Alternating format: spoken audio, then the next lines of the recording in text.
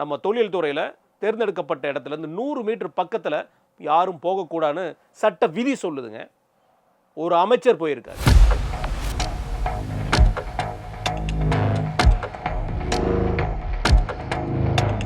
மார்க்கண்டேயன் அவர்கள் பேசின பேச்சை நம்ம வரவேற்கவே முடியாது.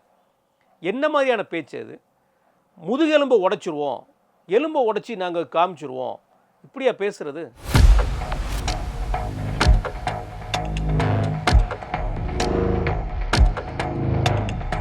சோனம் வாங்சுக் யாரு அப்படின்னு பார்த்தீங்கன்னா, கொசசி பசப்புகள் தெரிஞ்சிருதுல.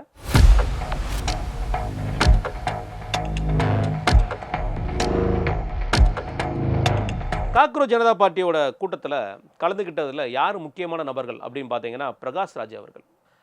நான் ஜெய் ஸ்ரீராம் சொல்ல முடியாது, நான் ஜெய் ஷமிவான் அப்படி தான் சொல்லுவேன்.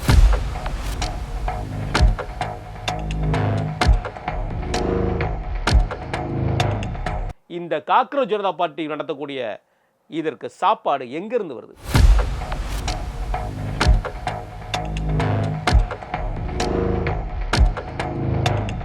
சீதா கணவர் ராமருக்கு பேரை சொல்லிட்டு இங்கே நீட்டாவோட கணவருக்கு தான் இந்த அரசாங்கமே செயல்படுது. என்ன நடக்குதுங்க?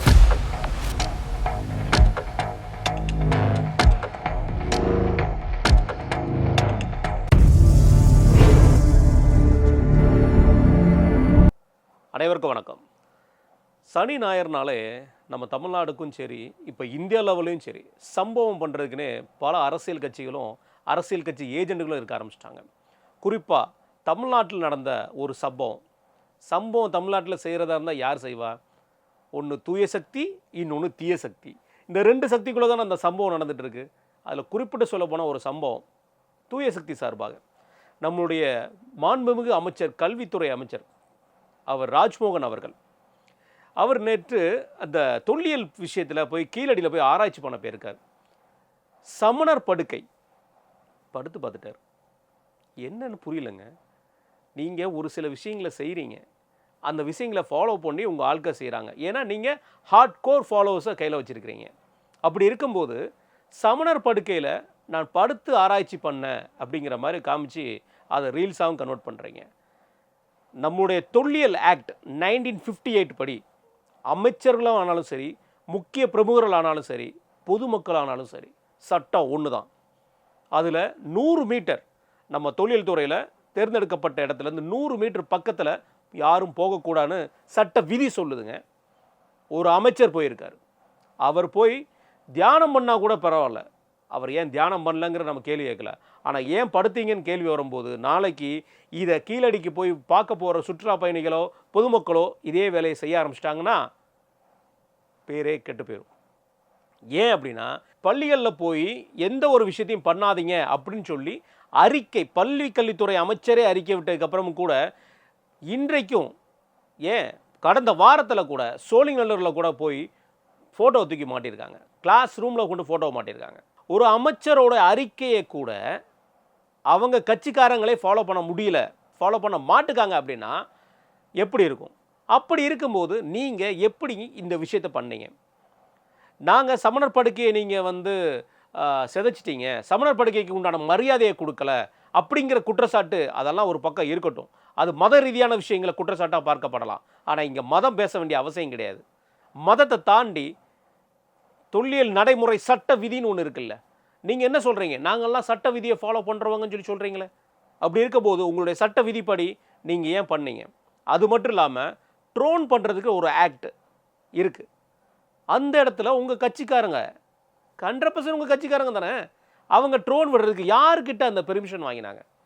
அந்த லெட்டரை வெளியிட முடியுமா மாண்புமிகு அமைச்சர் அவர்களிடம்? அல்ல அந்த துறை சம்மந்தப்பட்டவங்க வெளியிட தயாராக இருக்கிறீங்களா? ஏங்க, எந்த இடத்துல போய் எதை பண்ணுறீங்க? ஒரு கீழடி ஆராய்ச்சி பண்ணுற இடத்துல போய் அங்கேயும் போய் இதுதானா? இது மிகப்பெரிய லெவலில் அமைச்சருடைய கவனத்துக்கு கண்டிப்பாக இது செல்லணும். இதற்கு அவர் வருத்தம் தெரிவித்தா நல்லது, ஆனால் அவங்க வருத்தம் தெரிவிக்க மாட்டாங்க. இதுக்கு ஒரு காரணம் ஒன்று கற்பிப்பாங்க, திமுக ஃபாலோ பண்ணுறதுனால. அந்த காரணம் தான் அது மிகப்பெரிய லெவலில் இருக்கும். ரைட், இது தூய சக்தி செஞ்ச சம்பவம். அப்போ தீய சக்தி என்னங்க செஞ்சிச்சு அப்படின்னு சொல்லி கேள்வி கேட்பீங்க. ஒன்றும் செய்யாமலே இருந்தாங்க அப்படின்னு கேள்வி வரும். தீய சக்தியும் செஞ்சுருக்காங்க. செஞ்ச சம்பவம் என்ன தெரியுமா? விளாத்திக்குளத்தோடைய சட்டமன்ற உறுப்பினர் மார்க்கண்டேயன் கோவில்பட்டியில் ஒரு பொதுக்கூட்டத்தில் பேசுகிறார். முதல்வர் அவர்களை எதிர்த்து. ஏங்க, உங்களுக்கு பிடிக்குதோ பிடிக்கலையோ, அவர் தமிழகத்துடைய முதல்வர். அதற்குண்டான மாண்பு கண்டிப்பான முறையில் வேணும். உங்கள் கட்சி எதிர்கட்சியாக இருக்கும்போது உங்கள் கட்சியோடைய செய்தி தொடர்பாளர், எக்மோரில் போட்டியிட்ட சட்டமன்ற உறுப்பினர் தொகுதிக்கு போட்டியிட்ட வேட்பாளர் திரு தமிழன் பிரசன்னா அவர்கள் கேட்டார். 2017 2021 காலகட்டம் வரைக்கும் அன்றைக்கு இருந்த முதல்வர் அந்த எடப்பாடியார் அவர்களை பார்த்து, நீ எனக்கு சேவை செய்யக்கூடிய சேவகன் அப்படின்னு சொல்லி சொன்னார். நீ முதல்ல வந்து சேவன், அதனால தான் நீ முதல்வர் அப்படிங்கிற வார்த்தையை சொன்னார். ஆனால் அவங்க 2021 ஆட்சி வந்ததுக்கப்புறம் முதல்வரை பற்றி யாருமே பேசக்கூடாது அப்படிங்கிற ஒரு வார்த்தை சொன்னாங்க. இங்கேயும் அதே தான். ஆனால் அதை விட்டுருங்க. ஆனால் மார்க்கண்டேயன் அவர்கள் பேசுகிற பேச்சை நம்ம வரவேற்கவே முடியாது. என்ன மாதிரியான பேச்சு அது? முதுகெலும்பை உடைச்சிருவோம், எலும்பை உடைச்சி நாங்கள் காமிச்சிருவோம், இப்படியா பேசுகிறது? இப்படி பேசினா கைது பண்ணாமல் என்ன செய்வாங்க? கைதுக்கு கண்டனம் தெரிவிக்கிறாங்க. யார்? அக்கா கனிமொழி அவர்கள். இந்த கைது நியாயப்படுத்துறது. இப்போ கடந்த முறை அனிதா ராதாகிருஷ்ணன் அவர்கள் கைது செய்யப்படும் போது அவருடைய லாயரே சொன்னது, அவர் பேசுனது தப்பு இருக்குங்க. அது வந்து என்ஆர் இளங்கோ அவர்கள், மாண்புமிகு அவர் என்ஆர் இளங்கோ அவர்கள் சொன்ன வார்த்தை. அவர் பேசுனதுக்கு நாங்கள் இது பண்ணலை, ஆனால் கைது தான் பண்ணக்கூடாது அப்படிங்கிற மாதிரி ஒரு வார்த்தையை சொன்னோம். அவதூறு வழக்கில் தான் கைது செய்ய வேண்டியிருக்கும், இந்த வழக்கில் கைது செய்ய முடியாதுன்னு சொல்லியிருந்தாங்க. அதே மாதிரி தானே இது. ஆனால் இது எவ்வளோ மோசமான ஒரு வார்த்தை! ஒரு முதல்வரை பார்த்து சட்டமன்ற வளாகத்துக்குள் நாங்கள் உள்ளே வந்து முதுகெலும்பு உடைப்போன்னு சொல்கிறது, உங்களுடைய அரசியலோட நாகரிகம் எங்கே கொண்டு போய் விட்டுருக்கு தெரியுமா? உங்களுக்கு எதிர்த்து ஒருத்தர் கருத்து தெரிவிக்க வராரு.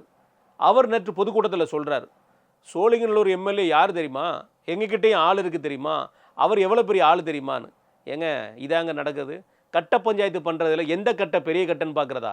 இது என்ன உருட்டுக்கட்டைக்கும் நாட்டுக்கட்டைக்கும் நடக்கிற ஒரு போட்டியா இது? தமிழக சட்டமன்ற உறுப்பினர்களோட நிலையை பார்த்தா வெட்கக்கேடாக இருக்குது. இதுக்கு தான் நீங்கள் வந்து மாற்று சக்தியாக வந்திருக்கீங்களா? அங்கே என்னங்க பொதுக்கூட்டத்தில் பேசிகிட்டு இருக்கீங்க? உங்கள் தலைவரை பற்றி, முதல்வர்களை பற்றி அவர் பேசினது தவறு தான், அதில் மாற்று கருத்தே கிடையாது.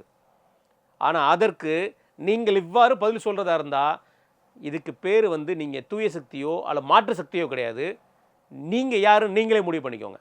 ஒரு எம்எல்ஏவை பொதுக்கூட்டத்தில் பொதுமக்கள் மத்தியில் நீங்கள் அறிமுகப்படுத்தி வைக்கிற விதம் எங்ககிட்டையும் ஆள் இருக்குன்னா இது என்ன மாதிரியான பேச்சு? அதனால் மார்க்கண்டேயன் அவர்களுடைய பேச்சுக்கு இன்றைக்கி அவர் கைது செய்யப்பட்டிருக்கிறார், மாண்புமிகு சட்டமன்ற உறுப்பினர். அவர் கைது நடவடிக்கையும் போயிட்டுருக்கு. அவரை ரிமாண்ட் பண்ணுறாங்களா என்னன்னு தெரியல. கோர்ட்டில் பேச்சுவார்த்தை போயிட்டுருக்காங்க. கோர்ட்டில் இது நடந்துகிட்ருக்கு, தர்க்கம் நடந்துட்டு கொண்டு இருக்கிறது. இதெல்லாம் இப்படி இருக்கும்போது ஒரு சில விஷயங்கள் நம்ம தமிழ்நாட்டை தாண்டி நடந்துகிட்ருக்கிற ஒரு விஷயம். இந்த சோனம் வாங்சுக் கேள்விப்பட்டிருப்பீங்க. சோனம் வாங்சுக்னா யார்?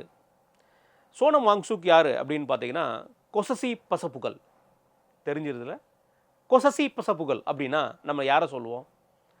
நம்முடைய முதல்வர் அவர்கள் விஜய். நண்பன் படத்தில் அவருடைய கேரக்டர் நேம் கொசசி பசப்புகள். இது தாங்க அவர் இப்போ இன்ஸ்பயரை பண்ணி தாங்க இந்த கதை எழுதினோன்னு சொல்லி ஹிந்தியில் 3 Idiotsல சொன்னாங்க. என்னையா பண்ணியிருக்காரு இந்த சோனம் வாங்சுக்? உள்ளே போய் பார்க்கலாம். பார்த்தா ஒரு பெரிய சமூக ஆர்வலர், நிறைய விஷயங்களை கண்டுபிடிச்சிருக்காரு அறிவியல் ரீதியாக. எல்லாமே அவரோட ஆராய்ச்சிக்கு இல்லை, கிளைமேட் கண்டிஷனை மாற்றுற அளவுக்கு அவர்கிட்ட சில யுக்திகள் இருக்குது. சரி, எதுக்காக காப்பிரைட்ஸ் இருக்கா? அவர் கண்டுபிடிச்ச சமீபத்தில் இல்லை, கடந்த காலங்களில் கண்டுபிடிச்ச எதுக்காவது காப்பிரைட்ஸ் இருக்கா? இல்லையே. அப்போ சோனம் வாங்சுக்னா யார்? 2004 லடாக் காங்கிரஸோட கவர்மெண்ட் இருக்கும்போது லடாக்கோட முன்னேற்ற பாதைக்கு கொண்டு போன ஒரு உறுப்பினராக வந்து காங்கிரஸ் நியமிச்சிருந்தாங்க. ஆனால் அவர் காங்கிரஸ் ஆள் கிடையாதுங்க சொல்கிறது. அது மட்டும் இல்லாமல் 2009 காலகட்டங்களில் அவருக்கு வந்து மிக முக்கியமான அமைப்பில் ஒரு உறுப்பினராக பதவி கொடுத்துருந்தாங்க காங்கிரஸ். ஆனால் காங்கிரஸ் கிடையாது, அவர் காங்கிரஸ்காரர் கிடையாது, அவர் சமூக போராளி. சமூக போராளி எந்தெந்த அடையாளத்தில் இருக்காங்கன்னு பார்த்தீங்களா? வித்தியாசமாக இருக்குல்ல? இங்கேயும் தாண்டி போகுது. சரி, இந்த சமூக போராளி இன்றைக்கு என்ன பண்ணிட்டு இருக்காரு? அவருடைய நோக்கம், சோனம் வாங்சுக்கோட நோக்கம் என்ன? அவருடைய உண்ணாவிரத நோக்கம், மாண்புமிகு கல்வித்துறை அமைச்சர், மத்திய கல்வித்துறை அமைச்சர் தர்மேந்திர பிரதான் பதவி விலகணும் அப்படிங்கிற ஒரு குற்றச்சாட்டு. ரைட், பதவி விலகணும்னா அவர் மேலே ஏதாவது ஊழல் குற்றச்சாட்டு இருக்கா? இருந்தால் சொல்லுங்கள், பதவி விலகலாம். இல்லை அவரோட நடவடிக்கையில் ஏதாவது தவறு இருக்கா? சொல்லுங்கள், பதவி விலகலாம். அவர் குறிப்பிட்டு சொன்ன விஷயம் என்னது? நீட்டில் நடந்த முறைகேடு. அந்த முறைகேடு எங்கே வந்து கேஸாக ஃபைல் ஆயிருக்கு? என்டிஏ, நேஷ்னல் ட்ரைனிங் அகாடமி, இதில் தான் சுப்ரீம் கோர்ட்டில் கேஸ் ஃபைல் ஆயிருக்கு. கல்வித்துறை அமைச்சராக அவர் அதற்கு பதில் கொடுக்குற இடத்துல அவர் இருக்காருன்னா இருக்காரு, அது மாற்றுறது கிடையாது. ஆனால் பதவி விலகுன்னு சொல்லிட்டீங்கன்னா நாளைக்கு எல்லாருமே வந்து வரிசையாக உட்காந்துட்டு பதவி விலகுன்னு எல்லாரும் பதவி விலகிட்டு போயிட்டீங்கன்னு என்ன பண்ணுறது? ரோஹித் சர்மா நேற்று ரிட்டையர்ட் ஆக வேண்டியது அப்படின்னு சொல்லிட்டு அவர் வதந்தியை கிளப்பி விட்டதனால் அமித்ஷா அவர்கள் பதவி விலகுங்க சொல்லுவீங்க போல இருக்க. 2025 அவரை வந்து என்ஐஏ ஆக்டில் கைது செய்திருந்திருக்காங்க. அப்போ கைது செய்யும்போது நம்முடைய சொலிசிட்டர் ஜெனரல் அவர்கள் சொன்னது கோர்ட்டில், சுப்ரீம் கோர்ட்டில் அது வாதமாக வந்திருக்கிற விஷயம், இவர் ஜென்சிகளை கொண்டு கையாளுற முறை தவறாக இருக்கிறது, இவருடைய அமைப்பிற்கு வந்திருக்கிற ஃபண்டு இயற்கைக்கு முரணாக இருக்கிறது, அதாவது நம்முடைய தேசிய இறையாண்மைக்கு முரணாக இருக்கிறது அப்படிங்கிற சொல்லியிருந்தாப்புல. பார்த்தீங்களா? இவர் தான் சோனம் வாங்சுக். அவர் உண்ணாவிரதம் இருந்துட்டு இருந்தாருங்க. அவரை கொண்டு போய் அவரை ஹாஸ்பிட்டல் அட்மிட் பண்ணி அவர் உண்ணாவிரதத்தை முடிச்சிட்டாருங்க. ஷே, எவ்வளோ பெரிய குற்றச்சாட்டு! இதற்காக நாங்கள் நாடாளுமன்ற மழைக்கால் கூட்டத்தொடரை முடக்க தயாராக இருக்கிறோம். யார்? காங்கிரஸ். இப்படி இருந்தால் இன்னும் எத்தனை வருஷம் தான் நீங்கள் இப்படியே இருக்க போகிறீங்கன்னு தெரியல. இந்த சோனம் வாங்சுக்கோட கூட்டத்தில், அவர் உண்ணாவிரதம் இருந்த கூட்டத்தில், நீட்டுக்காக ஆதரவாக உண்ணாவிரத கூட்டத்தில் யார் வந்திருந்தா? அங்கே தான் இன்ட்ரெஸ்டிங். காக்ரோச் ஜனதா பார்ட்டி அப்படின்னு புதுசாக உருவாகிருக்கு பாருங்கள், ஒரு கரப்பாம்பூச்சி. அந்த கரப்பாம்பூச்சி அமெரிக்காவிலேருந்து உருவாக்கப்பட்ட அந்த கரப்பாம்பூச்சி, மருந்து அடிக்கப்படாத கரப்பாம்பூச்சி, மருந்து தாகத்தோடு இருக்கக்கூடிய அந்த கரப்பாம்பூச்சி கலந்துக்கிட்டது தான் சோனம் வாங்சுக்கோட இதில். ஏங்க இந்த சிஜிபி கரப்பாம்பூச்சி அது கலந்துக்கிற கூட்டத்தில் காக்ரோச் ஜனதா பார்ட்டியோட கலந்துக்கிட்டால் அது தப்பா அப்படின்னு கேட்டிங்கன்னா, சரி அது தப்பு இல்லையான்னு நான் உங்ககிட்டயே கொடுத்துட்றேன். அந்த விரையை கொடுத்துட்றேன். காக்ரோச் ஜனதா பார்ட்டியோட கூட்டத்தில் கலந்துக்கிட்டதில் யார் முக்கியமான நபர்கள் அப்படின்னு பார்த்தீங்கன்னா, பிரகாஷ் ராஜ் அவர்கள். கூட்டத்தில் நீட்டுக்கு எதிராக நீட்டு நடந்த முறைகேடை பற்றி பேசுவான்னு பார்த்தா அங்கே பேசப்பட்டது என்னன்னா, நான் ஜெய் ஸ்ரீராம் சொல்ல முடியாது, நான் ஜெய் ஷமிவான் அப்படி தான் சொல்லுவேன். ஜெய் ஸ்ரீராம் போலேங்க. मैंने बोला बोलो भाई मैं जय संविधान बोलूंगा. जय संविधान. வரேவா ரைட்டு. அடுத்தது நம்முடைய அவர் சோனம் வாங்சுக்கோட அவங்க அமைப்பில் சார்ந்தவங்க கலந்துக்கிட்ட போகும்போது ஒரு அமைப்பு ரீதியான பாடல்களை பாடுறாங்க. இன்னொருவர் வந்து கலந்துக்கிறார். அவர் யாருன்னு பார்த்தீங்கன்னா, தயவு செய்து அந்த வீடியோலாம் போய் பாருங்கள். இங்கே எந்த ஒரு தெய்வத்தை இழிவாக பேசினாலும் தவறு தான். இது தெய்வ நம்பிக்கை உள்ளவங்களாலும் சரி, தெய்வ நம்பிக்கை இல்லாதவங்களும் சரி, நம்ம எடுத்துக்கிற ஒரு முடிவு. ஏன்னா ஒரு தெய்வத்தை மதிக்க வேண்டிய அவசியம் அவங்களுக்கு இல்லைன்னு நினச்சி பேசுகிறாங்கன்னா அவங்களுடைய உள்நோக்கம் என்ன? நீட்டுக்கு எதிரான போராட்டத்தில் இது பேசப்பட வேண்டிய விஷயமா? அவர் பேசினது என்ன தெரியுமா உங்களுக்கு? சீதா கணவர் ராமருக்கு பேரை சொல்லிட்டு இங்கே நீட்டாவோட கணவருக்கு தான் இந்த அரசாங்கமே செயல்படுது. என்ன நடக்குதுங்க? सरकार है ये जो कर रही है, ये बहुत सालों से कर रही है और हमने देखा है कि ये लोग बस सीता के पति का नाम ले लेके नीता के पति का काम कर रहे हैं. உங்களுக்கு நம்பிக்கை இல்லாட்டாலும் நம்பிக்கை இருந்தாலும் அது வேற.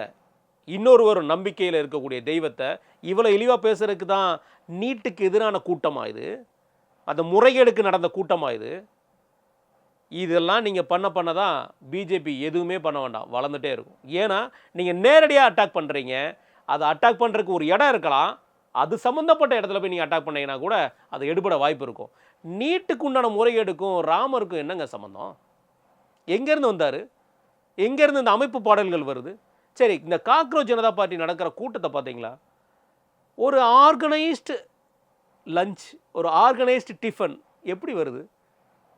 ஒரு லோக்கல் கேண்டீனில் கூட வர மாட்டேங்குது, பக்கா பேக்கிங்கோட வருது. இதுக்கு ஃபண்டு எங்கேருந்து வருது? வீதி லீடர் வந்து ஒரு கூட்டம் நடத்தினா ஃபண்டு எங்கேருந்து வருதுன்னு கேட்குறீங்க. அண்ணாமலை அவர்கள்ட்ட பார்த்து கேட்குறீங்களே, இந்த காக்ரோச் ஜனதா பார்ட்டி நடத்தக்கூடிய இதற்கு சாப்பாடு எங்கேருந்து வருது?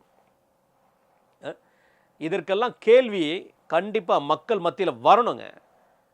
நீட்டுக்கு உண்டான ரிசல்ட் வந்து இன்றைக்கி நம்ம மாணவர்களே பலருமே வந்து முன்னேற்ற பாதையில் செஞ்சுட்ருக்காங்க, ஜெயிச்சிட்ருக்காங்க. ஒவ்வொரு இடத்துலையும் அவங்க சக்ஸஸ் ஆகிட்டே இருக்காங்க.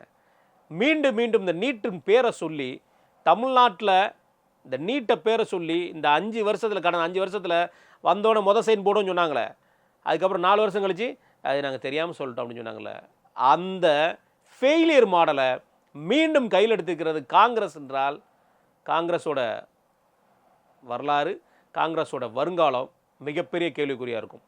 இது எல்லாம் பாருங்க மக்களே, கண்டிப்பான முறையில் இவங்களுடைய உள்நோக்கம் பிஜேபியா அல்லது இந்து மக்களா அல்லது என்ன, இது தெரியவே மாட்டேங்குது.